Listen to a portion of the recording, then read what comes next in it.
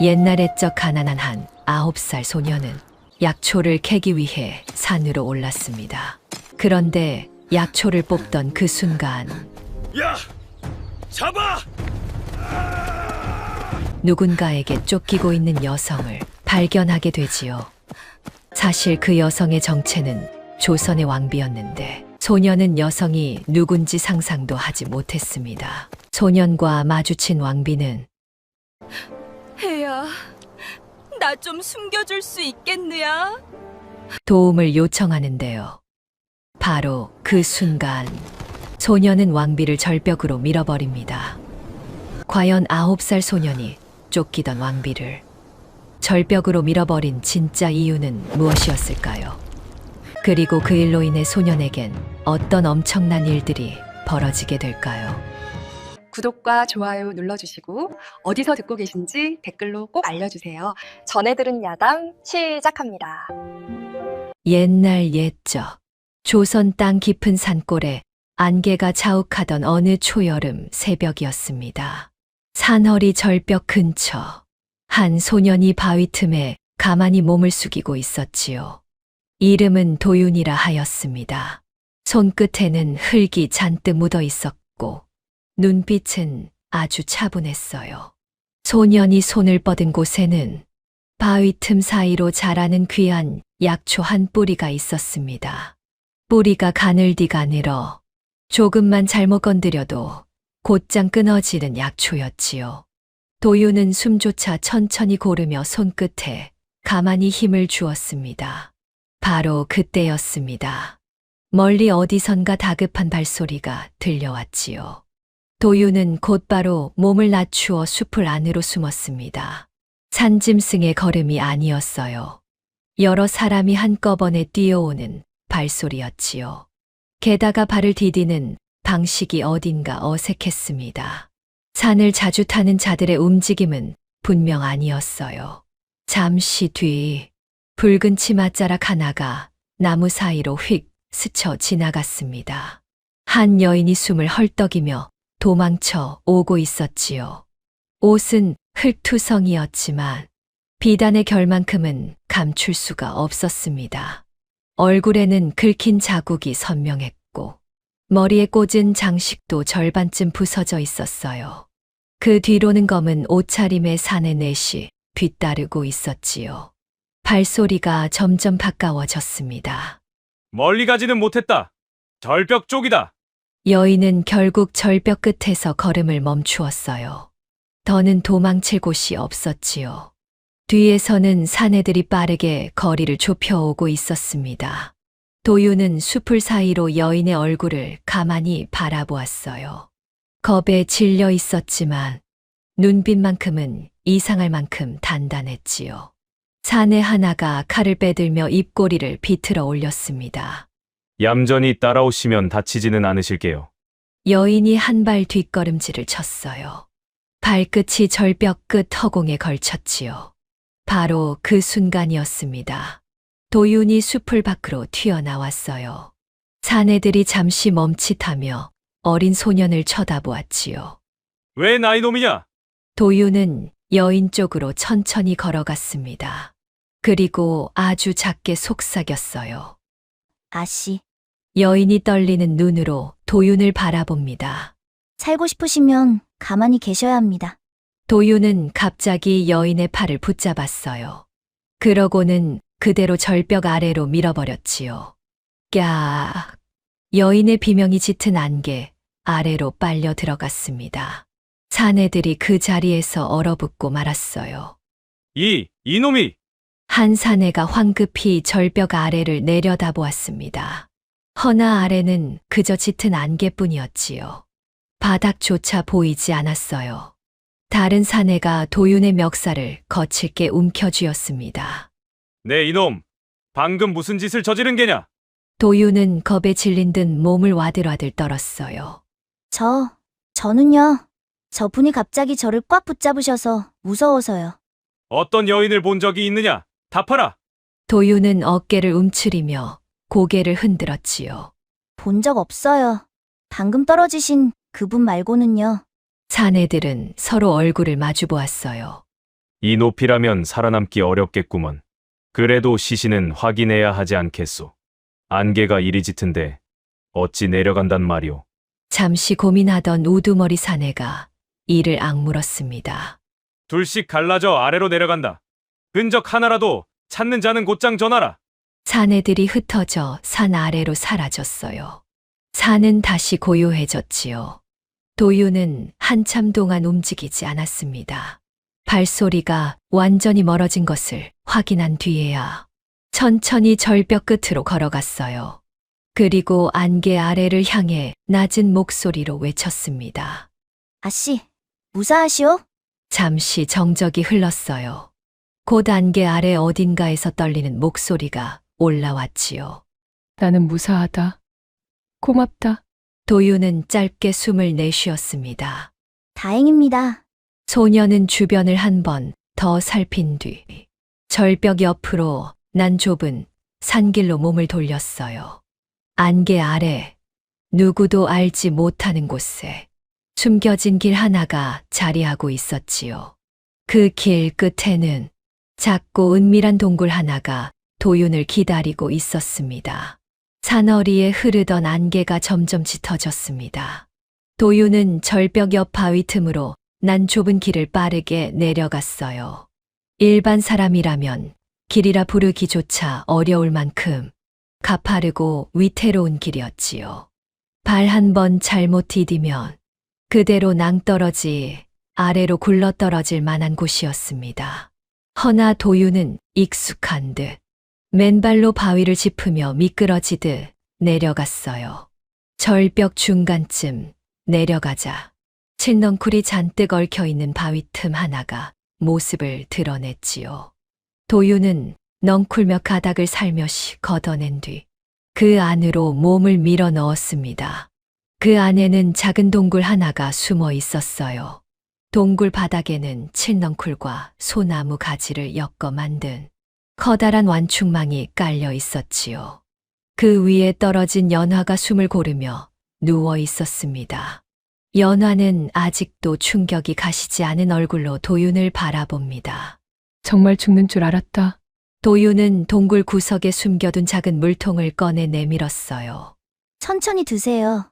한꺼번에 많이 드시면 도리어 토할 수도 있어요. 연화는 잠시 멈칫하더니 물통을 받아 입을 적셨습니다. 따뜻한 물이 목을 타고 흘러내리자 그제야 살아있다는 실감이 들었지요. 그러고는 동굴 안을 천천히 둘러보았어요. 천장에는 말린 약초들이 주렁주렁 매달려 있었고 돌틈마다 작은 항아리들이 가지런히 숨겨져 있었지요. 한쪽 구석에는 작은 화덕 자리도 보였습니다. 연화의 눈이 점점 커집니다. 이걸 다 네가 만든 것이냐? 네, 절벽 한가운데 어찌 이런 걸 만들어 두었느냐? 도유는 태연한 얼굴로 대답했어요. 약초 캐다 떨어질 때도 있고요. 산에서 사나운 자들 만났을 때 숨을 곳도 있어야 하니까요. 연화는 잠시 말을 잃었습니다. 어린아이의 솜씨라고 믿기 어려울 만큼 정교했지요. 도유는 동굴 입구 쪽으로 다가가 바깥을 살폈어요. 그러다 갑자기 바닥에 무릎을 꿇고 흙을 손가락으로 만지기 시작했습니다. 연화가 의아한 얼굴로 물었어요. 무엇을 보는 게냐? 발자국이요? 누가 이 안까지 들어왔단 말이냐? 아닙니다. 밖이에요. 도유는 흙에 묻은 가루를 손끝으로 가만히 문질렀어요. 셋이 아니라 넷이었네요. 무어라? 아까 아씨를 쫓던 자들이요. 처음엔 셋인 줄 알았는데 한 명이 늦게 합류했어요. 연화는 도무지 믿기지 않는다는 얼굴로 도윤을 바라봅니다. 그걸 어찌 안단 말이냐? 도윤은 아무렇지 않은 얼굴로 말했어요. 이 사람 발자국만 흑색이 달라요. 저 아래 개울 건너편 흙이거든요. 늦게 따라 올라온 거예요. 연화는 한참 동안 어린 소년의 옆 얼굴을 가만히 바라보았어요. 평범한 산골 아이라고 생각했는데 점점 그게 아닌 것 같았지요. 도유는 다시 동굴 밖으로 나갔습니다. 잠시 뒤 이상하게 생긴 풀임 몇 개를 손에 들고 돌아왔어요. 연화가 다시 물었지요. 이번엔 또 무엇에 쓰려는 게냐? 곧 비 올 거예요. 하늘은 맑은데? 저 새들 좀 보세요. 연화가 동굴 입구 너머 하늘을 바라봅니다. 새들이 평소보다 한참 낮게 날고 있었지요. 비 오기 전에 벌레 잡아먹으려고 저렇게 낮게 날아요. 도유는 풀잎을 작은 돌절구에 넣고 빻기 시작했습니다. 잠시 뒤 독한 냄새가 동굴 안에 퍼졌어요. 연화는 코를 막으며 얼굴을 찡그렸지요. 냄새가 너무 독하다. 쫓아오는 자들도 똑같이 느낄 거예요. 도유는 빻은 풀을 동굴 입구 주변에 골고루 뿌렸어요. 이 냄새 맡으면 눈이 따갑고 숨쉬기가 힘들어져요. 산짐승도 가까이 안 와요. 바로 그때였습니다. 멀리서 희미한 사람 목소리가 들려왔지요. 이 근처다. 흔적이 여기서 끊겼다. 연화 얼굴이 굳어버립니다. 도유는 조용히 입구 틈으로 밖을 살폈어요. 산비탈 위쪽으로 검은 옷자락 몇 개가 나무 사이를 분주하게 오가는 모습이 보였습니다. 도유는 한참 동안 그들의 움직임을 가만히 지켜보았어요. 그러다 낮게 중얼거렸지요. 이상하네. 무엇이 말이냐? 도윤의 눈이 가늘어집니다. 저 사람들 관군이 아니에요. 연화의 표정이 그대로 굳어버렸습니다. 비는 한밤중부터 쏟아지기 시작했습니다. 빗물이 절벽을 타고 줄줄 흘러내렸고 산길에 남았던 흔적들도 대부분 지워졌지요. 허나 도윤은 새벽이 되자마자 동굴 밖으로 나갔습니다. 연화가 급히 그를 붙잡았어요. 지금 나가면 위험하다. 흔적은 비 오기 직전이 가장 잘 남아요. 그들이 어디로 움직였는지 봐둬야 해요. 도윤은 짧게 대답한 뒤 미끄러운 바위를 짚으며 절벽 위쪽으로 올라갔지요. 한참 뒤 돌아온 도윤의 손에는 젖은 화살 하나가 들려 있었습니다. 머리에서 빗물이 줄줄 떨어지고 있었지만 그는 화살부터 연화 앞에 내밀었어요. 연화가 화살을 건네받자 표정이 굳습니다. 관군이 쓰는 화살이 아니었어요. 화살 끝에 새겨진 작은 문양을 보는 순간 연화의 얼굴에서 핏기가 사라졌지요. 이 문양을 아십니까? 연화는 쉽게 대답하지 못했습니다. 궁 안사병들만 쓰는 표식이다. 도윤은 바닥에 화살을 내려놓았어요. 역시 이상했어요. 무엇이 이상했단 말이냐? 사람 잡으러 온 자들 치고는 발소리가 너무 거칠었어요. 관군은 산에서 저렇게 안 움직여요. 도윤은 젖은 흙바닥 위에 나뭇가지로 천천히 선을 그리기 시작했습니다. 여기서 넷이 올라왔고요. 2명은 절벽 아래로 내려갔어요. 근데 나머지 둘은 계속 산 위만 빙빙 돌았어요. 어찌하여 그런 것이냐? 사람 찾는 움직임이 아니었어요. 그게 무슨 말이냐? 누가 무언가를 숨긴 자리를 뒤지듯이 움직였어요. 연화의 눈빛이 흔들립니다. 도윤은 젖은 흙을 손끝으로 가만히 문지르며 말을 이었어요. 아씨가 도망쳐 나올 때 혹시 뭐 가져 나오신 거 없으세요? 연화는 순간 숨이 막히는 기분을 느꼈지요. 궁 안에 누군가가 자신을 죽이려 하고 있었습니다. 그리고 그건 단순한 암살이 아니었어요. 바로 그때였습니다. 아래쪽 숲에서 인기척이 들렸지요. 도윤은 재빨리 연화의 입을 막고 몸을 숙였습니다. 잠시 뒤 검은 옷차림의 사내 둘이 빗속을 가로질러 지나갔어요. 분명 이 근처다. 시신이라도 찾아내야 한다. 영의정 대감께서 직접 명하셨다. 연화의 눈동자가 크게 흔들렸어요. 영의정 민겸, 왕 바로 아래에서 권력을 쥐고 있는 인물이었지요. 사내들이 멀어지자 도윤이 조용히 입을 열었습니다. 저 사람들이 찾는 게 아씨예요? 연화는 잠시 침묵했어요. 차가운 빗물이 옷자락을 적시는데도 그녀는 한참 동안 아무 말도 하지 못했지요. 그리고 천천히 고개를 끄덕였습니다. 도윤은 잠시 생각에 잠기더니 자리에서 일어났어요. 그럼 여기 오래 있으면 안 돼요. 어딜 가려는 게냐? 저쪽 산으로 보내야지요. 도윤은 동굴 안쪽에서 낡은 집신 하나를 꺼냈습니다. 그리고 일부러 진흙을 잔뜩 묻혔지요. 잠시 뒤 그는 빗길 위에 일부러 발자국을 남기기 시작했어요. 절뚝거리는 사람처럼, 무거운 몸을 끌고 가는 사람처럼 흔적을 만들었지요. 연화가 물었습니다. 저렇게 해서 정령 속겠느냐? 급한 사람은 자기가 믿고 싶은 것만 봐요. 도윤은 일부러 나뭇가지를 부러뜨리고 핏빛이 도는 산열매 집까지 흙 위에 떨궜어요. 멀리서 보면 다친 사람이 비틀거리며 지나간 흔적처럼 보였지요. 그리고 그 흔적은 절벽 반대 방향 깊은 산속으로 길게 이어졌습니다. 모든 준비를 마친 도윤은 마지막으로 바닥에 독초 가루를 살짝 뿌렸어요. 저쪽으로 가면 한참은 헤매고 다닐 거예요. 잠시 뒤 예상대로 추격자들이 가짜 흔적을 발견했지요. 여기다! 피가 묻어 있다! 도망쳤다! 사내들은 서둘러 흔적을 따라 산속으로 사라졌어요. 도윤은 그 모습을 한참 바라보다 조용히 말했습니다. 빗줄기는 어느새 가늘어지고 있었지요. 이제 우리도 내려가야겠네요. 어디로? 도윤은 연화를 돌아보았어요. 산 아래요. 아씨를 찾는 사람이 점점 많아지고 있어요. 연화는 잠시 흔들리는 눈으로 도윤을 바라보았지요. 어린아이의 말투인데도 그 안에 담긴 무게가 결코 가볍지 않았습니다. 비가 그친 다음 날 새벽, 도윤은 동굴 박바위 위에 쪼그려 앉아 산 아래를 가만히 내려다보고 있었습니다. 밤새 내린 비 때문에 안개가 짙게 깔렸고 산길 곳곳에는 물이 졸졸 흘러내리고 있었지요. 연화는 동굴 안에서 젖은 옷자락을 말리다가 조심스럽게 밖으로 나왔어요. 한숨도 자지 않은 게냐? 도윤은 고개를 저었습니다. 밤새 산새가 3번이나 놀랐어요. 누가 계속 산을 돌아다닌 거예요.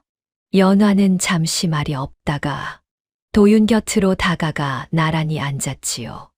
이른 새벽 공기에서는 흙 냄새와 풀 냄새가 섞여 풍겨왔습니다. 꼬마야, 네, 너는 내가 누구인지 궁금하지 않느냐? 도윤은 잠시 생각하더니 대답했어요. 쫓기는 사람이라는 건 알아요. 연화는 희미하게 웃었습니다. 허나 그 웃음은 오래 가지 못했지요.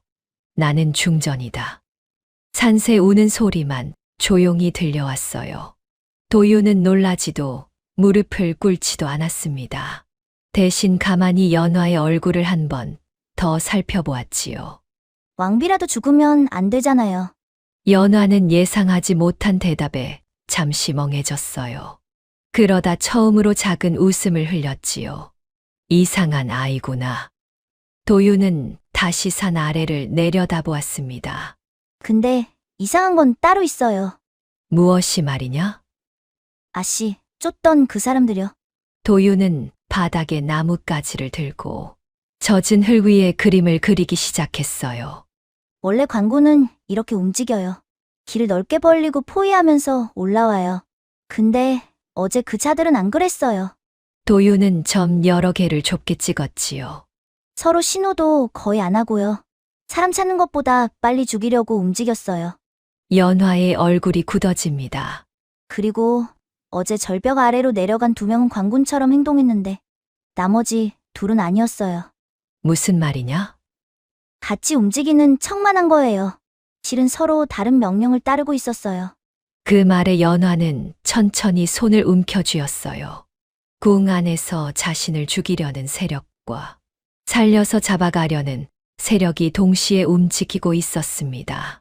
아마 추격대 안에서도 한쪽은 죽이려는 자, 한쪽은 데려가려는 자가 섞여 있었던 것이지요. 도윤은 그런 연화를 가만히 바라보았어요. 누가 아씨를 살려두려고 하는지는 모르겠어요. 근데 죽이려는 쪽이 훨씬 많은 건 확실해요. 연화는 천천히 눈을 감았다 떴습니다.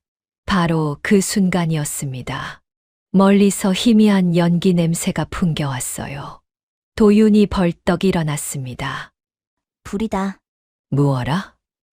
도윤은 산 아래를 노려보았어요. 놈들이 산을 태우고 있어요. 잠시 뒤 연기 기둥이 안개 사이로 둥글게 올라오기 시작했지요. 추격자들이 산 아래쪽부터 일부러 불을 지르고 있었습니다. 연화의 얼굴이 굳었어요. 미친 자들. 도윤은 재빨리 동굴 안으로 뛰어들어가 약초, 꾸러미와 작은 칼, 말린 음식 몇 가지를 챙기기 시작했지요. 여긴 이제 못 써요. 어디로 가려느냐? 도윤은 잠시 망설이다가 입을 열었습니다. 산 아래로 내려가야 해요. 위험하다. 계속 숨어만 있으면 결국 잡혀요. 연화는 도윤의 얼굴을 가만히 바라보았어요. 아직 어린아이였지요. 그런데 이상할 만큼 침착했습니다. 도윤은 짐을 둘러매며 말했어요. 궁으로 돌아가셔야지요. 연화의 눈빛이 흔들립니다. 도윤은 덧붙였지요. 아씨를 죽이려는 사람이 궁 안에 있으면 거기서 끝내야 하잖아요. 잠시 침묵하던 연화는 천천히 고개를 끄덕였어요. 내 말이 맞다. 숨어있는 동안 저자들은 점점 가까워질 것이다.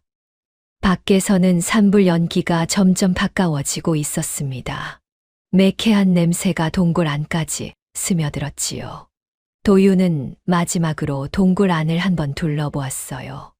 오랫동안 자신을 지켜준 자리였습니다. 허나 머뭇거릴 시간은 없었지요.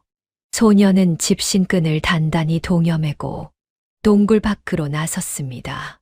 연화도 흙 묻은 치맛자락을 한번 털어내고 도윤의 뒤를 따랐어요. 발밑 바위는 아직도 비에 젖어 미끄러웠지요. 두 사람의 그림자가 짙은 안개 속으로 천천히 사라져 갔습니다. 도윤과 연화는 해가 뜨기 전에 산을 내려가기 시작했습니다.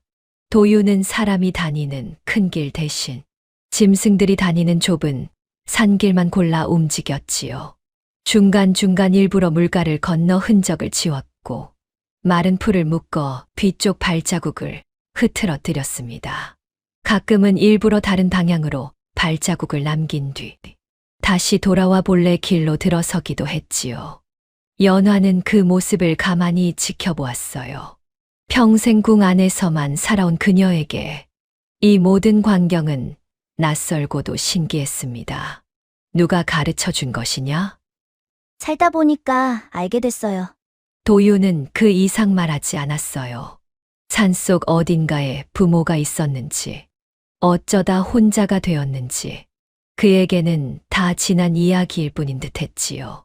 반나절쯤 지났을 무렵, 산 아래 작은 장터가 모습을 드러내기 시작했습니다. 도윤은 걸음을 멈췄습니다. 수많은 사람들이 오가고 있었어요. 소를 끌고 가는 농부, 생선을 늘어놓고 파는 상인, 술 취해 다투는 사내들, 어머니 손을 놓치고 우는 어린아이들까지 도윤은 처음 보는 세상을 바라보듯 조용히 눈을 굴렸지요. 연화가 작게 웃었습니다. 신기하느냐? 사람이 너무 많네요. 허나 도윤은 금세 얼굴을 바꿨어요. 저 상인 거짓말하네요. 무어라?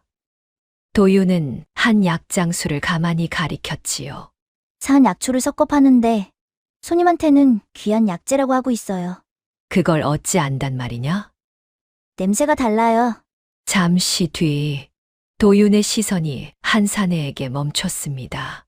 허름한 옷차림이었지만 걸음이 지나치게 일정했어요. 도윤이 낮게 속삭였지요. 칼 숨기고 있어요. 확실하냐? 왼팔을 계속 안 움직여요. 칼이 떨어지지 않게 누르고 있는 거예요. 바로 그 순간이었습니다. 사내의 시선이 연화 쪽으로 향했어요. 도윤은 재빨리 연화의 손목을 잡고 사람들 사이로 몸을 숨겼지요. 고개 숙이세요. 곧 뒤쪽에서 거친 목소리가 들려왔습니다. 방금 지나간 여인 못 봤소? 비단 옷에 머리 장식이 부서진 여인이오. 자객이었어요. 상인들도 비슷한 차림의 여인을 본 적이 있다고 웅성거리기 시작했지요. 도윤은 주변을 빠르게 살폈습니다. 그리고 일부러 엿장수 좌판을 발로 걷어찼어요. 아. 옆판이 와르르 넘어지자 사람들이 한꺼번에 몰려들었어요. 순식간에 장터는 아수라장이 됐지요. 도윤은 그 틈에 연화를 데리고 좁은 골목 안으로 뛰어들었습니다. 둘은 한참을 달린 뒤에야 멈춰 섰어요. 연화가 숨을 몰아쉬었지요. 너는 사람을 보는 눈이 어찌 그리 빠르냐. 도윤은 담장 너머를 살피며 대답했습니다. 산에서는 방심하면 죽어요. 여기도 똑같아요. 잠시 뒤 도윤은 다시 걸음을 멈췄어요. 눈앞에는 거대한 궁궐 담장이 우뚝 서 있었지요. 도윤은 한참 동안 그 높은 담을 올려다보았습니다. 붉은 기와가 햇살에 반짝였고 담장 위로는 멀리 솟은 전각의 처마 끝이 보였어요. 저 높은 담 안에서 서로 죽이려 든다고요? 연화는 잠시 궁궐을 바라보다 천천히 입을 열었지요. 그래. 바깥에서 보면 그저 화려할 뿐이지만 저 안은 그 어떤 산속보다 험한 곳이다. 그리고 도윤을 돌아보았습니다. 그래서 내 도움이 필요하다. 도윤은 잠시 말이 없었어요. 산에서 자란 자신이 저 거대한 담장 안으로 들어간다는 게 좀처럼 실감 나지 않았지요. 발끝에는 산에서 묻은 흙이 그대로 남아 있었고 손등에는 약초 자국이 까맣게 박혀 있었습니다. 허나 연화의 눈빛은 흔들리지 않았어요. 꼬마야, 네.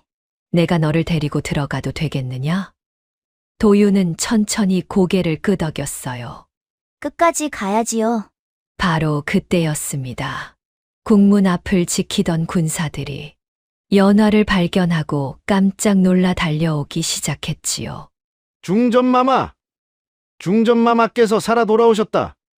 발소리가 우르르 몰려오자 연화는 깊게 숨을 한 번 들이마셨습니다.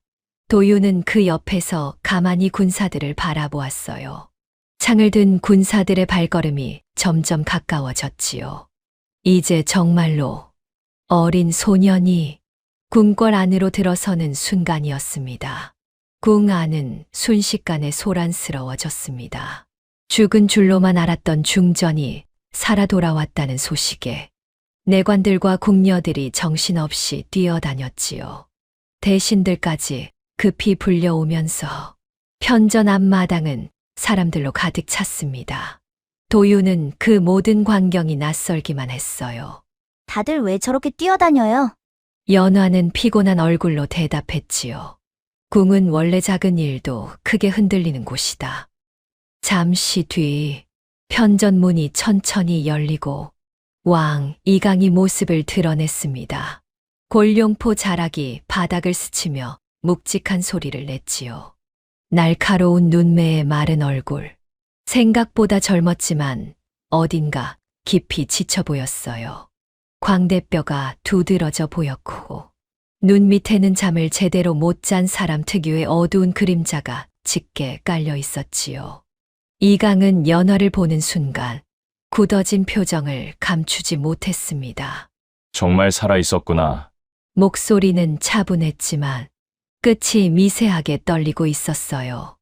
연화는 조용히 무릎을 꿇었지요. 전하. 허나 그 순간 대신 하나가 앞으로 성큼 나섰어요. 전하! 저 정체 모를 아이는 내쫓으셔야 합니다. 다른 대신들도 곧장 수군거리기 시작했지요. 산에서 나타난 아이라 하옵니다. 중전마마를 홀린 게 아닙니까? 수상한 자입니다. 도윤은 가만히 대신들을 바라보았습니다. 저마다 옷자락을 바로잡고 헛기침을 내뱉었지만 눈빛에 흐르는 동요까지 숨길 수는 없었지요. 바로 그때였어요. 도윤의 눈빛이 왕의 손끝에 멈췄지요. 이강은 순간 손을 뒤로 감췄지만 이미 늦었습니다. 도윤이 천천히 입을 열었어요. 전하 처음 뵙는 자리에 황송하오나 전하께선 독을 드신 듯하옵니다. 순간 편전 안공기가 얼어붙었지요. 이놈이 감히! 대신 하나가 버럭 소리쳤습니다. 허나 도윤은 계속 왕을 바라보았어요. 손톱 끝 색이 이상하옵고 입술도 마르고 숨 쉴 때 가슴이 자주 막히시지요. 이강의 눈빛이 흔들립니다. 도윤은 한 걸음 천천히 앞으로 걸어 나갔어요. 그리고 아까부터 손을 계속 떨고 계셨사옵니다. 눈에 띄지 않는 독을 조금씩 오래 두셔 오신 것이에요. 연화의 얼굴도 굳어졌지요. 왕의 의원들이 급히 나섰습니다. 가장 앞에 선 늙은 의원이 어수룩한 손짓을 하며 말했지요. 전하의 몸은 그저 정사로 인한 피로일 뿐이옵니다. 어찌 천한 산골 아이의 말을 믿으시려 하옵니까? 도윤은 의원들을 가만히 바라보았어요. 그럼 어찌하여 전하 침소에서는 독초 냄새가 나옵니까? 순간 의원 하나의 표정이 무너졌지요. 도윤은 그걸 놓치지 않고 말을 이었습니다. 독초를 오래 조금씩 드시면 저렇게 돼요. 몸이 천천히 갉아먹히는 것이지요. 하루 이틀로는 알아챌 수가 없어요. 그래서 더 무서운 거예요. 편전 안이 완전히 조용해졌어요. 이강은 한참 동안 도윤을 가만히 바라보다가 낮은 목소리로 말했습니다. 모두 물러가라. 대신들이 당황한 얼굴을 했지요. 전하! 어찌 산골 아이를 가까이 두시려 하시옵니까? 물러가라 하지 않았느냐? 왕의 목소리는 작았지만 그 안에는 거역할 수 없는 무게가 실려 있었어요. 대신들과 내관들이 황급히 빠져나갔습니다. 편전 안에는 왕과 연화, 그리고 어린 도윤만이 남게 되었지요. 잠시 침묵이 흘렀어요.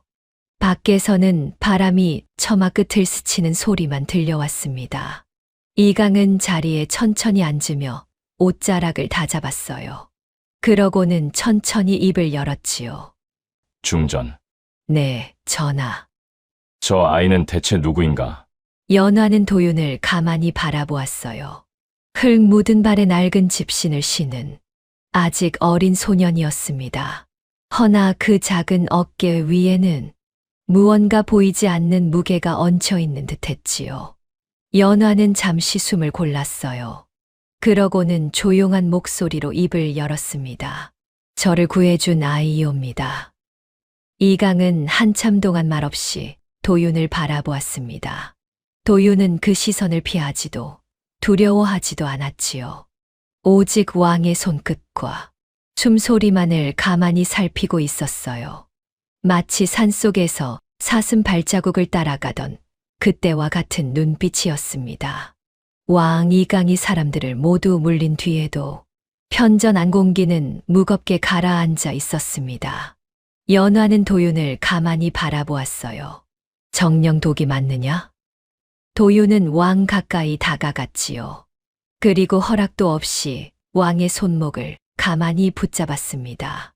밖에 있던 내관들이 깜짝 놀라 움직이려 했지만 이강이 손을 들어 막았어요. 도윤은 왕의 맥을 한참 동안 짚었지요. 손가락 끝으로 손목의 떨림을 가만히 느껴보았습니다. 그러고는 가만히 코를 가까이 가져갔어요. 숨에서 냄새가 나옵니다. 의원이 인상을 찌푸렸어요. 허튼 소리 하지 마라. 도윤은 의원의 말을 들은 척도 하지 않았지요. 대신 편전 안을 돌아다니기 시작했습니다. 약탕기 냄새를 맡고 차가 담긴 잔을 가만히 들여다보고 약재 서랍까지 하나하나 열어보았어요. 잠시 뒤 도윤이 작은 약재 봉지 하나를 집어들었지요. 이거 누가 넣었어요? 의원이 급히 대답했습니다. 전하의 기력을 돕는 약재일세. 도윤은 봉지를 열어 천천히 냄새를 맡았어요. 천궁이랑 백부자네요. 그러하다. 몸을 따뜻하게 하는 약재일세. 도윤은 곧장 고개를 저었지요. 따로 드시면 약이 되지만 같이 오래 드시면 몸이 망가져요. 그야말로 독이 되는 거예요. 의원이 비웃었습니다. 어린 놈이 의원 흉내를 내는구나. 허나 도윤은 약탕기 아래 남은 찌꺼기를 손가락으로 집어 보였어요. 여기 한 가지가 더 섞여 있어요. 무어라. 보수유요. 순간 의원 하나의 표정이 굳어졌지요. 도윤은 그걸 놓치지 않았습니다. 우수유를 같이 쓰면 처음엔 몸이 따뜻해져요. 그래서 좋아졌다고 착각하는 거예요. 도윤은 왕을 바라보았어요. 근데 오래 두시면 숨이 막히고 손이 떨리고 피가 마릅니다. 연화의 얼굴이 창백해졌지요. 이강도 자기 손을 가만히 내려다보았습니다. 손끝이 미세하게 떨리고 있었어요. 도윤은 약그릇을 자기 코앞까지 가져갔지요. 독 냄새가 거의 안 나요. 일부러 아주 조금씩 넣은 거예요. 이걸 알아챌 수 있는 사람은 많지 않을 거예요. 잠시 정적이 흘렀습니다. 바로 그때였어요. 밖에서 다급한 발소리가 들려왔지요. 전하! 큰일이 옵니다. 내관 하나가 헐레벌떡 뛰어들어왔습니다. 홍문관 부제학이 갑자기 쓰러졌사옵니다. 도윤의 눈빛이 바뀌었어요. 어디 계세요? 잠시 뒤 도윤과 연화 왕은 급히 홍문관으로 향했지요. 해가 기울기 시작한 회랑은 유난히 어두컴컴했습니다. 방 안에는 쓰러진 관리와 당황한 의원들이 모여 있었어요. 관리의 입가에는 검붉은 피가 묻어 있었지요. 의원이 무거운 얼굴로 고개를 저었지요.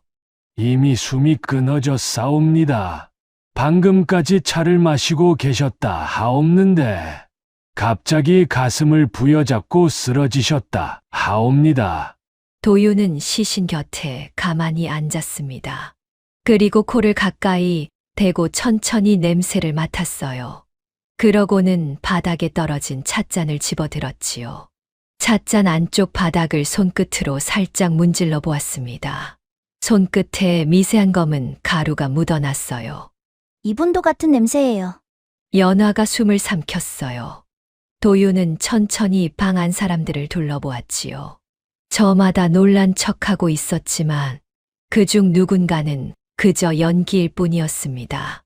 누군가 궁 안에서 계속 독을 쓰고 있어요. 왕 이강의 얼굴이 굳어졌어요. 손끝이 다시 한번 미세하게 떨렸지요. 바로 그 순간이었지요. 문 밖 어둠 속에서 누군가 조용히 자리를 떠나는 기척이 느껴졌습니다. 도윤의 시선이 그 방향으로 천천히 따라갔어요. 회랑 끝, 가물거리는 등불 사이로 검은 옷자락 하나가 휘리릭 스쳐 지나갔지요. 도윤은 한참 동안 그 어둠을 바라보았습니다. 연화가 떨리는 목소리로 물었어요. 보았느냐? 네, 누구더냐? 도윤은 잠시 침묵하다가 작게 입을 열었지요. 얼굴은 못 봤어요. 근데 옷자락 끝에 금실이 박혀 있었어요. 연화의 눈빛이 무겁게 가라앉았습니다. 평범한 내관도 평범한 궁녀도 아니었어요. 이제 진짜 사냥이 시작되고 있었지요. 그날 밤 이후궁 안 분위기는 완전히 달라졌습니다. 왕은 몰래 약재를 전부 바꾸게 했고 대신들은 서로를 의심하기 시작했지요. 허나 독을 넣은 자가 누구인지는 여전히 알 수 없었습니다. 도윤은 궁 안을 조용히 돌아다니기 시작했어요. 궁녀들은 산골 아이가 신기한 듯 자꾸 힐끔거렸지요. 허나 도윤은 사람 얼굴보다 바닥과 벽 그리고 냄새를 더 자주 살폈습니다. 연화가 곁에서 물었어요. 무엇을 찾고 있느냐? 거짓말이요. 그걸 어찌 찾는단 말이냐? 도윤은 복도 바닥을 가만히 가리켰지요. 사람은 거짓말해도 흔적은 거짓말 안 해요. 그날 밤 도윤은 일부러 잠든 척 하다가 몰래 밖으로 나왔습니다. 회랑마다 횃불이 흔들리고 있었어요. 도윤은 그림자 안에 몸을 숨긴 채 숨을 죽이고 천천히 걸음을 옮겼지요. 그러다 궁 뒤편 회랑에서 이상한 장면을 보게 되었습니다. 한 내관이 한밤중에 혼자 어딘가로 향하고 있었어요. 손에는 작은 등잔불을 들고 있었지요. 발걸음이 일정하지 않았습니다. 뭔가를 들킬까 두려운 사람의 걸음이었어요. 도윤은 조용히 그 뒤를 밟았지요. 내관은 한 창고 앞에서 멈춰 섰습니다. 주변을 살피더니 조심스럽게 안으로 들어갔어요. 도윤은 창고 벽 틈으로 안을 들여다보았지요. 안에는 약재 상자들이 가득 쌓여 있었습니다. 내관은 그 중 하나를 열더니 작은 종이봉투를 꺼내 품속에 숨겼어요. 바로 그 순간이었지요. 뒤에서 차분한 목소리가 들려왔습니다. 거기서 무엇을 하느냐? 도윤이 깜짝 놀라 돌아보자 궁녀 하나가 등불을 들고 서 있었어요. 도윤은 곧장 태연한 얼굴을 만들었지요. 길을 잃었어요. 궁녀는 수상한 눈빛으로 도윤을 가만히 쳐다보았습니다. 그런데 가까이 다가오자 이상한 냄새가 풍겨왔어요. 짙은 향 냄새였지요. 허나 그 아래로 아주 희미하게 약재 냄새가 섞여 있었습니다. 도윤의 눈빛이 가늘어졌어요. 궁녀는 잠시 도윤을 살피더니 조용히 옆을 지나쳐 갔지요. 도윤은 그 자리에 가만히 섰어. 궁녀가 사라진 방향을 바라보았습니다. 그리고 바닥을 천천히 내려다보았어요. 이상한 점이 곧 눈에 들어왔지요. 신발 자국 방향이 반대였습니다. 앞으로 걸어간 것처럼 보였지만 실제로는 뒤로 걸어간 흔적이었어요. 발끝과 뒤꿈치가 찍힌 방향이 정반대였지요. 누군가 일부러 방향을 속이려 한 것이었습니다. 도윤은 낮게 중얼거렸어요. 일부러 흔적을 바꾸고 있어. 여기 있는 사람이 한둘이 아니구나. 다음 날 아침, 도윤은 연화의 처소로 한 걸음에 뛰어갔어요. 아씨, 창고를 봐야 해요. 연화는 놀란 얼굴로 그를 바라보았지요. 무슨 일이냐? 누군가 약재를 빼돌리고 있어요. 근데 일부러 다른 사람이 한 것처럼 흔적을 만들고 있어요. 연화의 얼굴이 굳었습니다. 바로 그때였어요. 밖에서 다급한 비명소리가 들려왔지요. 불이야! 불이 났다! 도윤과 연화는 곧장 처소 밖으로 뛰쳐나갔습니다. 궁 뒤편 창고 한쪽에서 시뻘건 불길이 치솟고 있었어요. 연기가 회색 구름처럼 하늘로 올라갔지요. 궁녀들이 비명을 지르며 뛰어다녔고 내관들은 정신없이 물을 길어 나르고 있었습니다. 도윤은 한참 동안 그 불길을 바라보았어요. 매캐한 연기가 코끝까지 밀려왔지요. 저 안에 있던 약재 상자들, 그 안에 숨겨져 있던 작은 종이봉투들, 이제 다 사라지고 말 것이었습니다. 연화가 떨리는 목소리로 물었지요. 왜 하필 저 창고냐? 바로 그 창고예요. 제가 어젯밤 내관을 따라간 그 창고. 도윤은 천천히 입을 열었습니다. 증거를 없애려는 거예요. 연화의 손이 미세하게 떨렸어요. 도윤은 불길을 가만히 바라보며 말을 이었지요. 이제 저쪽도 우리를 알아챈 것 같아요. 연화는 입술을 깨물었습니다.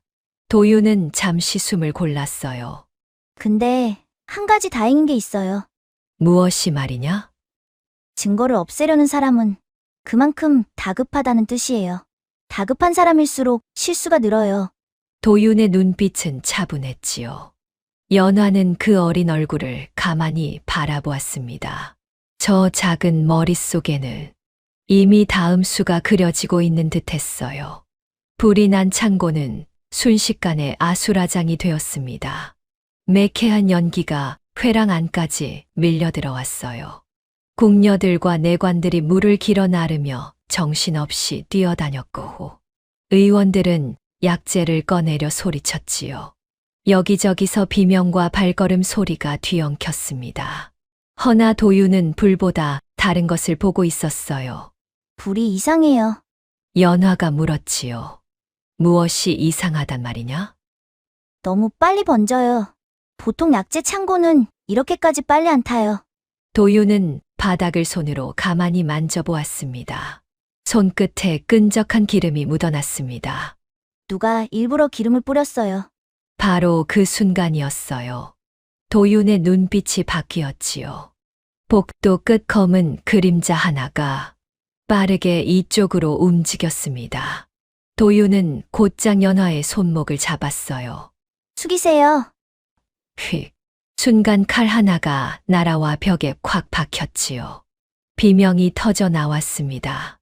검은 복면을 쓴 자객 셋이 불길 사이에서 모습을 드러냈어요. 칼날이 횃불 빛을 받아 번뜩였지요. 죽여라! 궁 안은 순식간에 혼란에 빠졌습니다. 허나 도유는 도망치지 않았어요. 오히려 주변을 빠르게 둘러보았지요. 촛불, 넘어진 기름통, 벽에 걸린 비단천, 닫을 수 있는 무거운 문, 저 위에 매달린 장식 나무틀. 도유는 머릿속으로 빠르게 그림을 그렸습니다. 산에서 호랑이를 피하던 그 방식 그대로였어요. 그러고는 곧장 기름통을 발로 걷어찼습니다. 기름이 바닥에 길게 퍼져 나갔어요. 자객 하나가 거칠게 달려드는 순간 도유는 촛불 하나를 집어 던졌지요. 확! 불길이 바닥을 따라 번졌습니다. 자객들이 깜짝 놀라 급히 방향을 틀었어요. 뒤로 물러서라! 바로 그 순간 도유는 벽에 걸려있던 긴 비단 천을 힘껏 잡아당겼지요. 비단이 바닥으로 떨어지며 기름 위를 덮어버렸습니다. 자객 하나가 그대로 미끄러져 넘어졌어요. 크! 도유는 곧바로 옆에 있던 무거운 문고리를 발로 걷어찼지요. 쾅! 닫힌 문이 다른 자객의 몸을 그대로 밀어버렸습니다. 혼란 속에서 자객 셋이 서로 부딪히기 시작했어요. 도유는 그 틈을 놓치지 않고 연화를 데리고 회랑 안쪽으로 빠르게 움직였지요. 허나 마지막 자객 하나가 다시 칼을 들고 끈질기게 달려들었습니다. 도유는 뒤도 돌아보지 않고 벽에 걸려있던 등불 하나를 발로 차버렸어요. 등불이 떨어지며 천장줄을 그대로 태웠지요. 우지직 위에 매달려 있던 장식 나무 틀이 그대로 자객 위로 쏟아져 내렸습니다. 흐아! 자객 셋이 모두 바닥에 널브러졌어요. 연화는 숨이 막힌 얼굴로 도윤을 바라보았지요. 너 대체... 도윤은 거칠게 숨을 몰아쉬며 말했지요. 산에서는 힘센 짐승이랑 정면으로 싸우면 죽어요. 그래서 다른 방법을 써야 해요. 발이 빠르면 발을 묶고, 눈이 좋으면 눈을 가리는 거예요. 멀리서 군사들이 우르르 몰려오기 시작했습니다. 그 사이 대신들이 수군거리는 소리가 들려왔어요. 저 아이는 사람이 아니다. 어린아이가 어찌 저런 일을 한단 말인가. 도유는 그런 말에는 관심도 없다는 듯 바닥에 떨어진 자객의 칼을 가만히 바라보았지요. 칼 손잡이 끝에는 익숙한 문양 하나가 새겨져 있었습니다. 며칠 전 산에서 봤던 바로 그 사병들의 문양이었어요. 도유는 칼을 천천히 집어들었지요. 문양을 손끝으로 가만히 쓰다듬어 보았습니다. 차가운 쇠의 감촉이 손끝에 전해졌어요. 연화의 얼굴도 굳어졌지요. 이자들도 같은 자가 보낸 개로구나. 도유는 조용히 고개를 끄덕였지요. 이제 누가 뒤에 있는지 거의 분명해졌어요. 연화의 손이 옷자락을 꽉 움켜쥐었습니다. 영의정 민겸. 그 이름이 다시 한번 묵직하게 떠올랐어요. 저 깊은 어둠 속에서 누군가가 자신들을 노려보고 있는 듯한 기분이 들었지요. 도유는 칼을 가만히 내려놓으며 말했습니다. 이제 우리가 먼저 움직여야 해요. 가만히 있으면 또 누가 죽을지 몰라요. 연화는 도윤을 가만히 바라보았어요. 어린 눈동자 안에 어른보다도 더 깊은 생각이 담겨 있었지요. 자객이 궁 안까지 숨어들었다는 소식이 퍼지자 궁 안 분위기는 더욱 가라앉았습니다. 밤이 되면 회랑마다 군사들이 횃불을 들고 순찰했고 내관들은 해가 지기 전에 문단속부터 했지요. 대신들 역시 서로를 경계하기 시작했어요. 중전마마께서 돌아오신 뒤부터 일이 심상치 않구나. 궁 안에 수상한 자들이 숨어 있는 게 분명하다. 도유는 그런 분위기를 조용히 지켜보고 있었습니다. 허나 이상한 점이 하나 있었어요. 궁 전체가 떠들썩한데도 오직 한 사람만은 전혀 흔들리지 않고 있었지요. 영의정 민겸이었습니다. 그날 아침, 도윤은 편전 바깥 긴 회랑을 걷다가 처음으로 민겸과 마주쳤어요. 회색 관복을 입은 노인이 수행원들과 함께 천천히 걸어오고 있었지요. 주변 대신들이 미리 길을 비킬 정도로 위압감이 강했습니다. 민겸은 도윤 앞에서 걸음을 멈췄어요. 그리고 어린 소년을 위아래로 천천히 훑어보았지요. 네가 그 아이로구나. 도윤은 대답 없이 민겸의 얼굴을 가만히 바라보았습니다. 민겸이 작게 웃었어요. 중전을 살리고 궁 안소랑까지 잠재웠다 들었다. 운이 좋았을 뿐이옵니다. 겸손하기까지 하구나. 민겸은 천천히 도윤 가까이 다가왔지요. 허나 궁은 산과 다르다. 도윤은 여전히 아무 말도 하지 않았습니다. 민겸은 낮은 목소리로 말을 이었어요. 산골 아이 하나가 이 큰 궁을 흔들 수 있을 것 같으냐? 잠시 회랑이 조용해졌지요. 도윤은 민겸 뒤에 늘어선 수행원들과 바다 그림자를 한번 훑어본 뒤 천천히 입을 열었습니다. 산에서는 호랑이도 덫에 걸리옵니다. 순간 회랑의 공기가 싸늘하게 식었어요. 주변 대신들 얼굴이 굳어졌지요. 허나 민겸은 화내지 않았습니다. 오히려 흥미롭다는 듯 입꼬리를 올렸어요. 재미있는 아이로구나. 그 말을 남긴 채 민겸은 수행원들과 함께 지나가 버렸지요. 도윤은 멀어지는 그 뒷모습을 가만히 바라보았습니다. 그리고 아주 희미한 냄새를 맡았어요. 약재 냄새였지요. 백부자와 비슷했지만 어딘가 미묘하게 달랐습니다. 도윤의 눈빛이 가늘어졌어요. 그날 밤, 도윤은 자기 처소 앞에서 걸음을 멈췄지요. 창문이 아주 조금 열려 있었습니다. 분명 낮에 나갈 때는 닫아두었던 창이었어요. 도윤은 곧장 안으로 들어가지 않았지요. 대신 주변을 천천히 살폈습니다. 바닥에 먼지, 문 그림자, 창틀에 남은 흔적. 잠시 뒤 도윤은 발밑에 작은 돌멩이 하나를 집어 문틈 아래로 살며시 굴렸어요. 또르르. 바로 그 순간이었지요. 휙. 무언가 문틈을 스치며 지나갔습니다.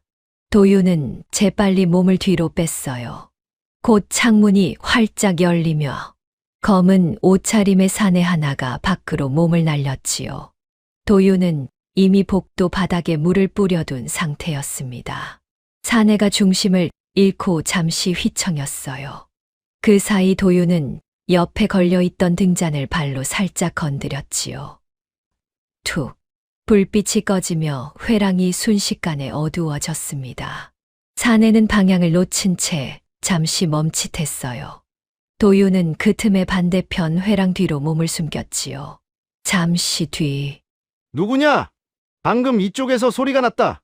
군사들이 우르르 몰려왔습니다. 허나 이미 검은 옷의 사내는 자취를 감춘 뒤였어요. 군사들이 사라지고 난 뒤 도윤은 조용히 복도 끝으로 걸어갔지요. 그리고 기둥 아래 떨어진 천 조각 하나를 발견했습니다. 검은 비단 끝에 금실 무늬가 아주 작게 박혀 있었어요. 도윤은 그 문양을 분명히 기억하고 있었지요. 낮에 민겸 곁에 서 있던 수행원의 옷자락에서 바로 그 무늬를 본 적이 있었습니다. 다음 날 아침, 도윤은 연화를 찾아가 천 조각을 내밀었어요. 연화는 무늬를 보는 순간 얼굴이 굳어졌지요. 영의정. 도윤은 조용히 말했습니다. 저자는 제가 계속 궁 안에 있는 걸 달가워하지 않는 듯하옵니다. 연화는 걱정스러운 얼굴로 도윤을 바라보았어요. 당분간 혼자 다니지 말거라. 허나 도윤은 창밖을 바라보며 천천히 고개를 저었지요. 아니에요. 무엇이 말이냐? 도윤은 손 안에 천 조각을 가만히 내려다보았습니다. 다급한 사람일수록 흔적을 남기게 돼요. 그리고 아주 천천히 말을 이었어요. 이제 저쪽도 조급해지기 시작했어요. 며칠 뒤 왕 이강은 대신들과 의원들을 모두 불러 모았습니다. 독 사건이 계속되자 왕도 더는 숨길 수 없다 판단한 것이지요. 편전 안에는 긴장감이 가득했어요. 저마다 자리를 잡고 앉았지만 누구 하나 편한 얼굴이 없었습니다. 도유는 한쪽 구석에 가만히 앉아 사람들을 조용히 바라보고 있었어요. 평소라면 어린아이가 끼어 있을 자리가 아니었지요. 허나 왕이 직접 드리라 하였기에 아무도 그를 막을 수 없었습니다. 누군가는 식은땀을 흘렸고 누군가는 시선을 피했지요. 또 누군가는 괜히 목을 자꾸 만지작거렸어요. 바로 그때였습니다. 도윤의 시선이 한 사람에게 멈췄지요. 민겸 옆에 비스듬히 서 있던 한 관리였어요. 평소엔 잘 눈에 띄지도 않을 만큼 조용한 인물이었습니다.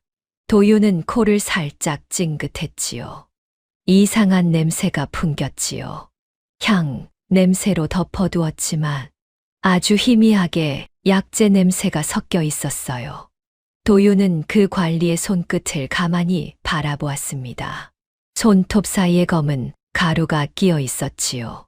잠시 뒤 왕이 입을 열었어요. 궁 안에서 독이 사용되었다. 짐은 반드시 그자를 찾아낼 것이다. 순간 그 관리의 눈동자가 아주 잠깐 흔들렸지요. 도윤은 그것을 놓치지 않았습니다. 회의가 끝난 뒤 도윤은 몰래 그 관리의 뒤를 따라갔어요. 관리는 계속 주변을 살피며 궁 뒤편 창고 쪽으로 움직였지요. 도윤은 멀찍이 거리를 두고 발소리를 죽인 채 따라갔습니다. 잠시 뒤 관리가 작은 창고 안으로 들어갔어요. 창고는 평소엔 잘 쓰지 않는 듯 거미줄까지 보였지요. 도윤은 창문 틈으로 안을 들여다보았습니다. 남자는 바닥에 돌 하나를 밀어 올렸어요. 평범해 보이는 바닥돌이었지만 사실은 위장이었던 것이지요. 그 아래에는 작은 항아리 여러 개가 가지런히 숨겨져 있었습니다. 남자는 급하게 항아리 하나를 꺼내더니 어딘가로 숨기려 했지요. 바로 그 순간이었습니다. 거기서 무엇 하세요? 남자가 화들짝 놀라 뒤를 돌아보았어요. 도윤이 어느새 창고 입구에 서 있었지요. 남자는 억지로 웃어 보였습니다. 그저 약재를 정리하던 중이다. 도윤은 천천히 안으로 들어갔어요. 거짓말이네요. 남자의 얼굴이 굳었지요. 도윤은 항아리를 가만히 가리켰습니다. 향, 냄새를 너무 많이 뿌리셨어요. 독 냄새 숨기시려고 그러신 거죠? 남자는 급히 뒷걸음질을 쳤어요. 무슨 말을 하는지 도통 모르겠구나. 그리고 계속 왼손만 숨기고 계시잖아요. 도윤은 남자의 손을 가만히 바라보았지요. 손끝이 미세하게 떨리고 있었습니다. 독을 자주 만진 사람들은 손끝 피부가 까칠하게 거칠어져요. 남자는 결국 품속에서 작은 칼을 꺼내 들었어요. 허나 바로 그 순간 창고 밖에서 군사들이 우르르 들이닥쳤지요. 연화가 이미 사람을 보내둔 것이었습니다. 남자는 그대로 붙잡혔어요. 군사들이 항아리를 열어보자 안에서는 문제의 약재들이 와르르 쏟아져 나왔지요. 오수유, 백부자, 그 외 알 수 없는 검은 가루들까지. 한눈에 봐도 평범한 약재 창고가 아니었습니다. 연화는 충격받은 얼굴로 남자를 바라보았어요. 누구의 짓이었느냐? 남자는 입을 다문 채 떨고만 있었어요. 도윤은 바닥에 떨어진 종이 한 장을 가만히 집어들었지요. 거기엔 특정한 날짜와 약재 이름들이 빼곡히 적혀 있었습니다. 그리고 마지막 줄, 동쪽 창고. 도윤은 천천히 고개를 들었어요. 연화의 눈을 정면으로 바라보며 입을 열었지요. 아직 더 있어요. 연화의 얼굴이 차갑게 굳어졌습니다. 도윤은 종이를 손안에서 가만히 접었어요. 이번엔 제가 먼저 가야 해요. 위험하다. 빨리 가지 않으면 또 태워버릴 거예요. 연화는 한참 동안 도윤을 바라보았지요. 그리고 천천히 고개를 끄덕였습니다. 군사를 함께 보낼 것이다. 혼자 가게 두지는 않을 것이다. 도윤은 짧게 고개를 숙였어요. 그리고 창고 밖으로 걸음을 내디뎠지요. 밤바람이 차갑게 그의 옷자락을 흔들고 있었습니다. 저 멀리 동쪽 하늘 끝에서 짙은 구름이 천천히 몰려오고 있었어요. 동쪽 창고는 궁에서도 거의 쓰이지 않는 오래된 곳이었습니다. 낡은 처마 끝에서는 새들이 둥지를 틀 정도였지요. 밤이 깊어지자 도윤과 연화, 군사 몇이 몰래 그곳으로 향했어요. 창고 문은 굳게 잠겨 있었지요. 녹슨 자물쇠에는 거미줄까지 얽혀 있었습니다. 허나 도윤은 문 아래 바닥을 손으로 가만히 쓸어보더니 말했어요. 최근까지 누가 드나든 자국이에요. 그걸 어찌 안단 말이냐? 먼지 색이 달라요. 오래된 먼지는 회색이고 새로 묻은 발자국은 갈색이에요. 군사들이 문을 부수고 안으로 들어갔지요. 창고 안에는 오래된 상자들과 곡식 포대들이 켜켜이 쌓여 있었지요. 겉보기엔 그저 평범한 창고였습니다. 허나 도윤은 곧장 구석벽으로 걸어갔어요. 그리고 벽돌 하나를 가만히 손으로 눌렀지요. 딸깍. 숨겨진 공간이 스르륵 열렸습니다. 연화의 눈빛이 흔들렸어요. 안에는 작은 나무 상자 하나가 가만히 놓여 있었지요. 군사가 조심스럽게 상자를 열었습니다. 순간 모두의 얼굴이 굳어졌어요. 안에는 두꺼운 장부와 함께 수십 개의 금괴가 가지런히 들어 있었지요. 도윤은 장부를 천천히 펼쳐보았습니다. 첫 장부터 이상했어요. 약재 이름, 날짜, 금액, 사람 이름들이 빼곡히 적혀 있었지요. 허나 뒤로 넘길수록 내용은 더욱 끔찍해졌습니다. 사병 운용 기록, 무기 거래 내역, 독을 사고 판 흔적, 도윤의 손끝이 떨리기 시작했어요. 그리고 마지막 장, 왕이 쓰러지면 서쪽 군영이 움직인다. 연화의 손이 가늘게 떨렸지요. 왕위를 노리는 반란이로구나. 그저 권력 다툼이라 여겼던 일이 이미 나라를 뒤집을 음모로 자라나 있었던 것입니다. 바로 그 순간이었어요. 밖에서 갑자기 비명 소리가 들려왔지요. 습격이다! 적이다! 창고 밖으로 화살이 쏟아지듯 날아들기 시작했습니다. 군사 하나가 그대로 바닥에 쓰러졌어요. 도윤은 곧장 등불을 입김으로 꺼버렸지요. 창고 안이 순식간에 짙은 어둠에 잠겼습니다. 엎드리세요. 푹, 푹. 화살이 벽에 박히는 소리가 사방에서 들려왔어요. 남은 군사들이 급히 문을 막아섰지요. 밖에서는 검은 복면을 쓴 자들이 몰려오고 있었습니다. 연화가 다급히 물었어요. 어찌해야 하느냐? 도윤은 어둠 속에서 창고 바닥을 빠르게 살폈지요. 손끝으로 더듬으며 숨겨진 무언가를 찾고 있었습니다. 그리고 낮은 목소리로 말했어요. 여기에 다른 길이 있어요. 도윤은 곡식 포대를 하나씩 걷어내기 시작했지요. 쿵, 쿵. 낡은 포대 아래에서 오래된 배수로 입구 하나가 모습을 드러냈습니다. 연화의 눈이 커졌어요. 이런 게 있었단 말이냐. 옛날 궁 지을 때 물 빠지라고 만든 것 같아요. 이게 막혀 있으면 우리도 끝이지만요. 도윤은 입구를 손으로 더듬어 보았지요. 다행히 막혀 있지 않았습니다. 복면인들이 문을 부수기 직전 도윤은 연화를 가만히 돌아보았어요. 장부 챙기세요. 저 사람들이 제일 숨기고 싶은 게 바로 저거예요. 연화는 떨리는 손으로 장부를 품속 깊숙이 끌어안았지요. 도윤은 먼저 배수로 안으로 몸을 밀어 넣었습니다. 좁고 캄캄한 통로였어요.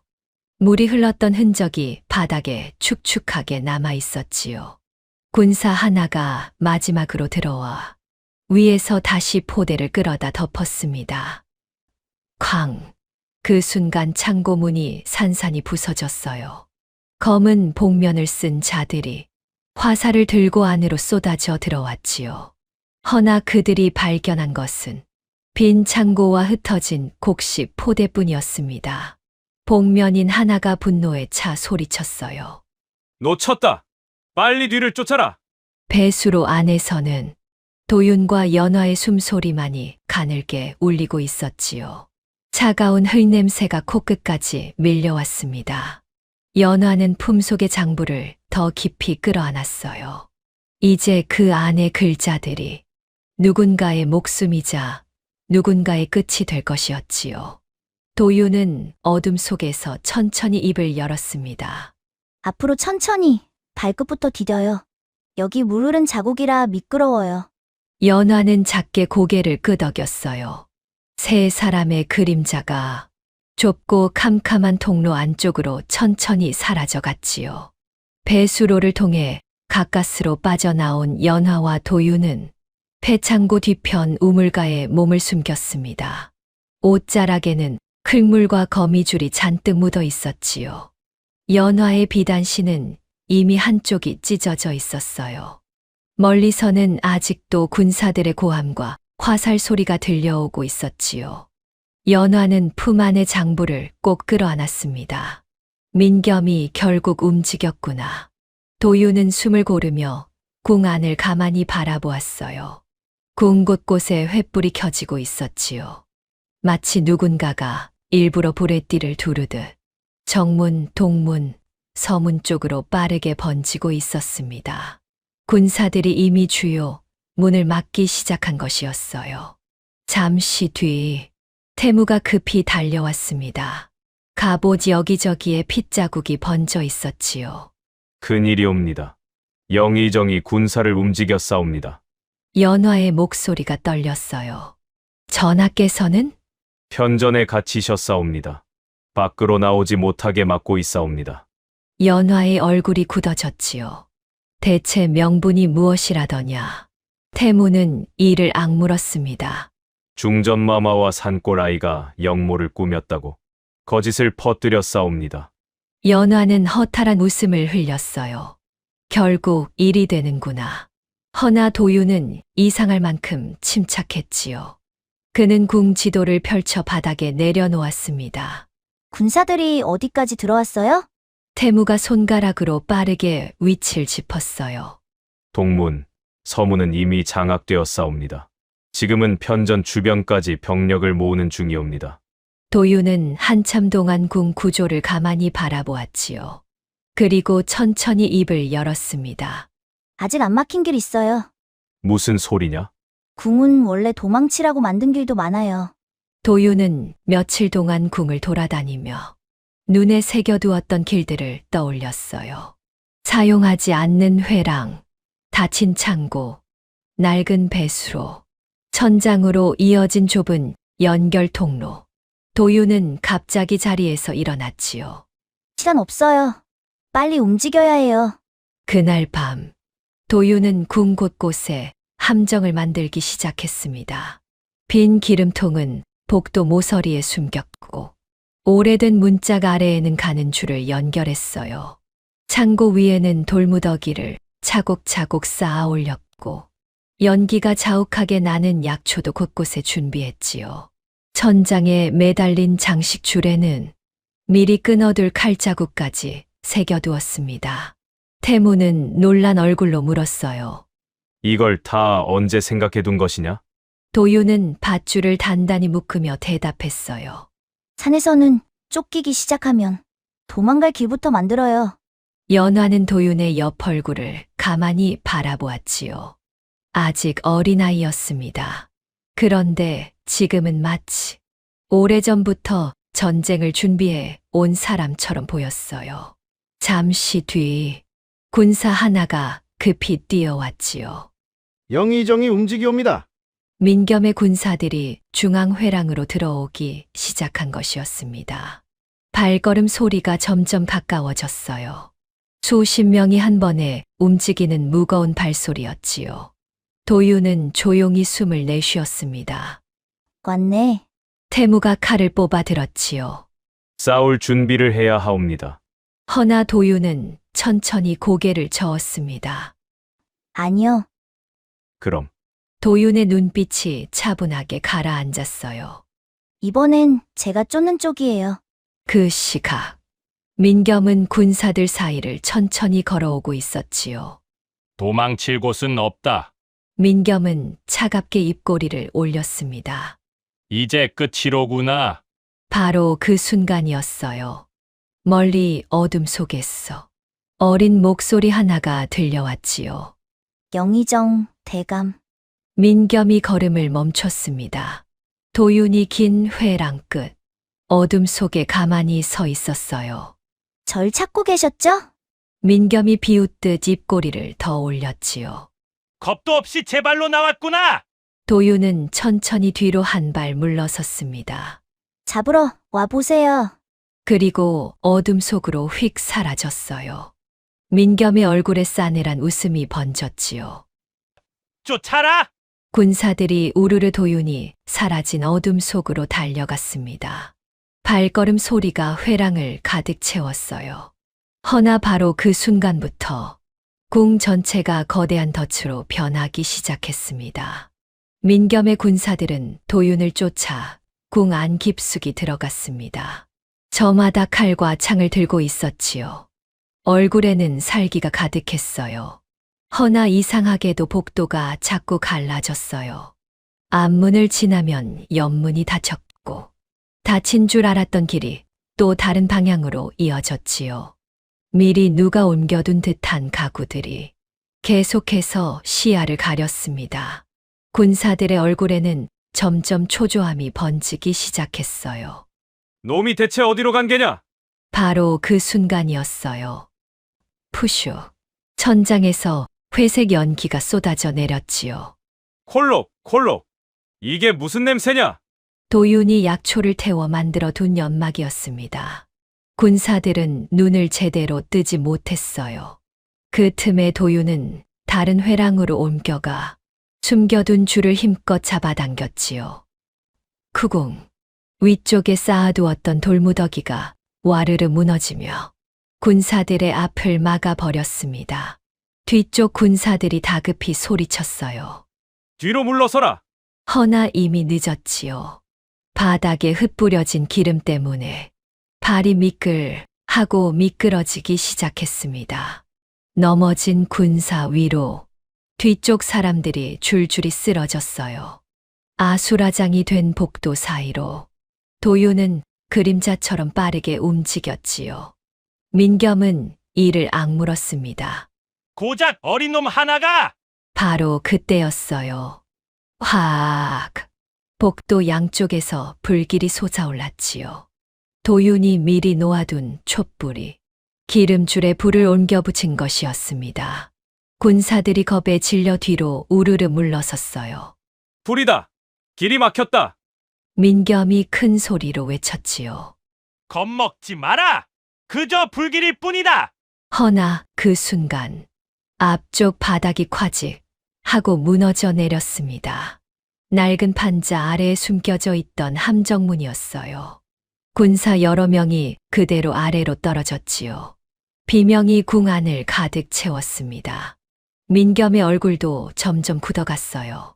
그리고 그때 회랑 끝에서 도윤이 천천히 모습을 드러냈지요. 먼지투성이 얼굴로 민겸을 똑바로 바라보았습니다. 영의정, 대감. 민겸은 이를 갈며 말했어요. 내 놈이 감히. 도윤은 천천히 바닥을 가리켰지요. 욕심이 많은 사람은 늘 발밑을 못 보더라고요. 민겸이 순간 자기 발 아래를 내려다보았습니다. 발끝에는 가느다란 줄 하나가 걸쳐져 있었어요. 허나 이미 늦었지요. 툭. 도윤이 마지막 줄을 끊어버리자 천장에 매달려 있던 거대한 종각 장식이 무너져 내렸지요. 쿵. 민겸과 남은 군사들이 충격에 휩쓸려 바닥으로 나뒹굴었습니다. 군사들의 진영은 완전히 무너졌어요. 바로 그 순간 태무와 궁수비군이 뒤쪽에서 들이닥쳤지요. 역적 민겸을 포위하라. 도망치려던 민겸은 결국 군사들에게 붙잡혔습니다. 오랜 세월 권력의 정점에 있던 노인이 바닥에 무릎을 꿇리고 말았어요. 회색 관복에 흙먼지가 덕지덕지 묻어 있었지요. 민겸은 끝까지 도윤을 노려보았습니다. 내가 왕위에 올랐어야 돼. 왕비와 왕 모두 죽였어야 돼. 도윤은 조용히 그 눈빛을 마주했어요. 사람 죽이려고 산까지 태운 것부터 잘못한 거예요. 민겸은 입술을 떨었지만 더는 아무 말도 하지 못했지요. 평생을 권력 위에 군림하던 사람이 처음으로 말문을 잃은 순간이었습니다. 연화가 천천히 회랑 안으로 들어왔어요. 흙 묻은 치맛자락이 바닥을 스쳤어요. 그녀는 무릎 꿇린 민겸 앞에 잠시 멈춰 섰지요. 전하의 약에 독을 넣고 나를 산속에서 죽이려 했더냐. 민겸은 고개를 돌렸습니다.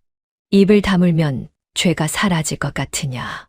연화의 목소리는 차분했지만 그 안에 짙은 분노가 흐르고 있었어요. 태무가 민겸을 일으켰지요.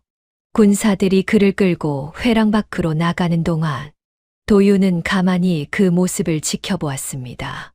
복도에는 아직도 매캐한 연기가 떠다니고 있었어요. 부서진 장식, 흩어진 돌무더기, 꺼져가는 불씨. 산속 함정 자리와는 비교도 안 될 만큼 컸지만 그 원리는 결국 똑같았지요. 연화가 도윤의 어깨에 가만히 손을 얹었습니다. 네, 덕분이다. 도윤은 잠시 멈칫하다가 작게 고개를 끄덕였어요. 먼 동쪽 하늘 끝으로 새벽빛이 희미하게 번지고 있었지요. 긴 밤이 끝나가고 있었습니다. 민겸이 붙잡힌 뒤 궁은 며칠 동안 큰 혼란에 빠졌습니다. 장부 안 기록들이 모두 사실로 밝혀지면서 민겸과 관련된 대신들도 줄줄이 끌려갔지요. 오랜 세월 단단해 보였던 권력의 그늘이 하룻밤 사이에 무너져 내린 것이었어요. 왕 이강은 독에서 완전히 회복되지는 않았지만 점점 몸 상태가 나아지고 있었습니다. 손끝의 떨림은 거의 사라졌고 밤에도 조금씩 잠을 이루었지요. 얼굴빛도 한결 밝아졌고 대신들 앞에서 정사를 볼 때도 이전 같은 가쁜 숨소리는 들리지 않았어요. 연화는 다시 중전의 자리를 되찾았습니다. 산속 동굴에서 흙바닥에 누워있던 그날을 떠올리면 지금의 자리가 꿈만 같았지요. 허나 그녀는 알고 있었어요. 이 모든 것이 한 어린 소년의 손끝에서 시작되었다는 것을.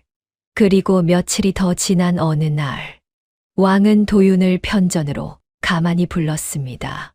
이강은 한참 동안 도윤을 바라보다가 천천히 입을 열었어요. 내 덕에 짐과 중전, 그리고 이 궁이 모두 살았다. 도윤은 가만히 서 있었지요. 원하는 것이 있느냐? 없습니다. 돈이든 벼슬이든 무엇이든 내릴 수 있다. 허나 도윤은 잠시 생각하더니 고개를 저었습니다. 전 궁보다 산이 더 편합니다. 산에는 거짓말하는 사람도 없고 독을 타는 약그릇도 없으니까요. 왕은 가만히 피식 웃었어요. 정말 이상한 아이로구나.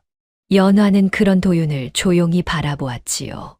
며칠 뒤 도윤은 다시 산으로 돌아갈 채비를 했습니다.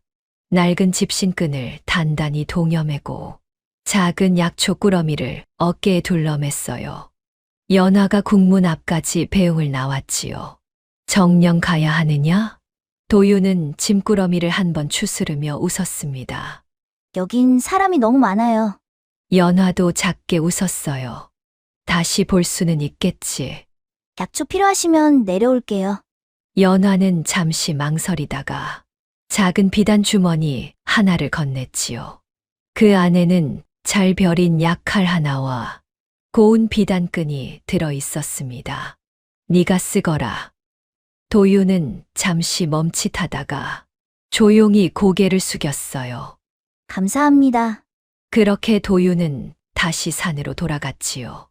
작은 등 뒤로 국문이 천천히 닫혔습니다. 뒤돌아보지는 않았어요. 세월이 흘렀습니다.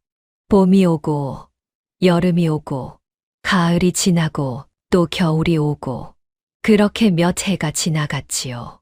사람들 사이에서는 어느새 이상한 소문 하나가 돌기 시작했습니다.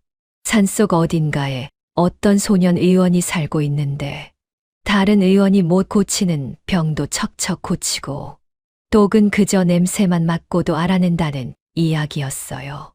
어떤 이는 그가 귀신보다 무섭다고 했고 또 어떤 이는 산신령 같다고 수군거렸지요.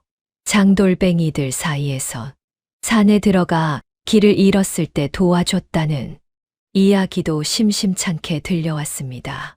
그 소년이 누군지 정확히 아는 사람은 없었어요. 다만 사람들은 한 가지만은 입을 모았지요. 산속 그 아이는 사람 마음 속 거짓말까지 다 들여다본다는 것. 연화는 가끔 혼자 말을 타고 산으로 향했습니다. 그 절벽 앞에 서면 늘 처음 만났던 그날이 떠올랐어요. 자신을 절벽 아래로 밀어버렸던 어린 소년. 그 손길이 아니었더라면 지금 자신은 이 세상에 없었을 것이지요. 연화는 바람에 흔들리는 칠넝쿨을 가만히 바라보았습니다. 안개 너머에서는 산새 우는 소리가 들려왔어요. 참 이상한 인연이었구나. 그녀는 작게 미소 지었지요. 그러고는 품속에서 작은 약초 꾸러미 하나를 꺼냈습니다. 도윤이 좋아하던 산골 차잎이었어요. 연화는 그 꾸러미를 절벽 옆 바위 위에 가만히 올려두었지요. 바람이 한 번 산을 훑고 지나갔습니다.